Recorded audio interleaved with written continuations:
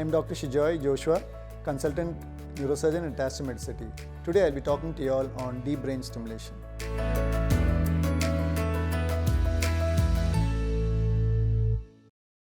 Deep brain stimulation is commonly used for Parkinson's disease. So what is Parkinson's disease? It is a motor condition which affects the brain because of neurodegeneration, wherein some cells get impaired of their function of producing a neurochemical called dopamine, because of which the patient starts developing tremors, rigidity, that is stiffness of the hands, the legs, the back. The tremors involves the hands and the legs, the jaw or the head, and then there is incoordination of movement, and there is imbalance, and there is a tendency to fall. There are also a lot of non-motor symptoms the patient may present with, such as depression, fatigue, suicidal tendencies. Of course, these symptoms which I told you is there, but most patients who developed Parkinson's also said that they had a disturbance in their sleep pattern, they had behavioral disturbances, they also had loss of smell and restless legs prior to their developing these kind of symptoms like tremor and rigidity.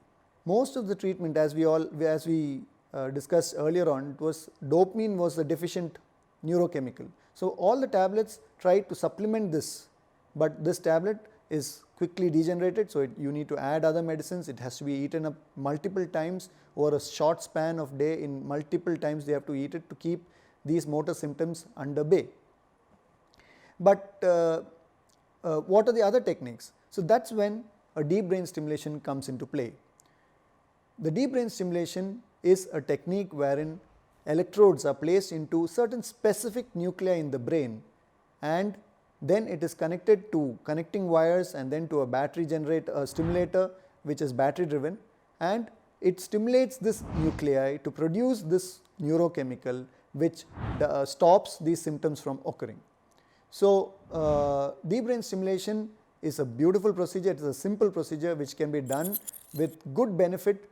Up to 50% of patients can come off their medicines, and it can improve 5 to 6 hours of their normal life compared to a person who is on medicines.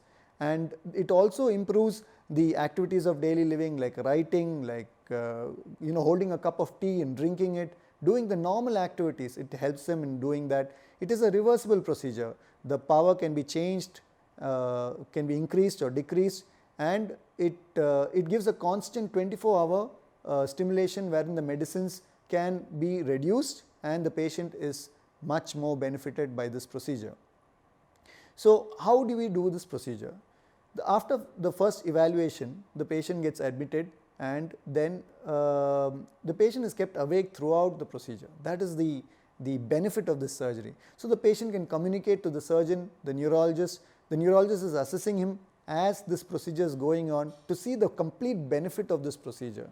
So coming to the procedure per se, it is putting small keyholes on the skull and inserting small leads into the brain, into those specific nuclei which need to produce these hormones. So this needs to be precise. So the skull is placed on a frame, and it gets 100% accuracy to place these leads into the brain, and then this is connected to connecting wires and then onto a battery which is placed under the collarbone or in the abdomen.